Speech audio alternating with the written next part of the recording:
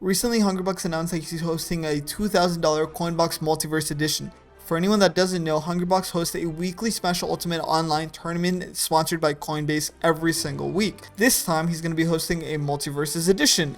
The tournament has already capped out at 1,024 players, which is the entrant cap. My argument, MultiVersus is designed to be a 2v2 game, and I really wish that Hungrybox had made this tournament to be a 2v2. The developers have been working very hard in this game to be a 2v2 game.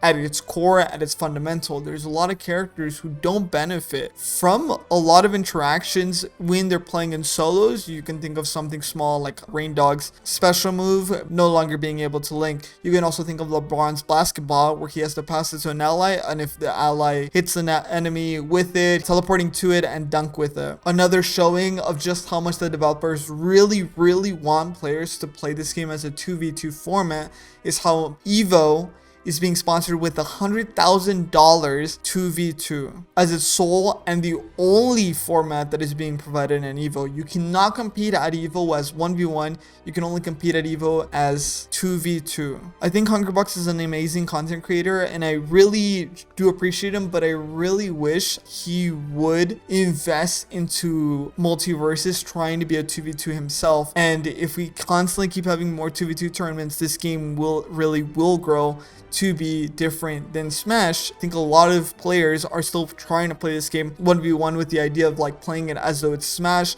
but there's so many concepts and so many parts of this game that have been developed for the sake of being played in 2v2. And if you don't believe me, here are the devs even explaining it. The attention paid to duos, to 2-on-2s. When did that become kind of a defining element of the game for you? It's ever since the beginning. And that's important because when you're thinking about that, it's not like a surface level thing, right? You have to build the entire game with that in mind. Co-op, two people working together to solve a problem against two other people.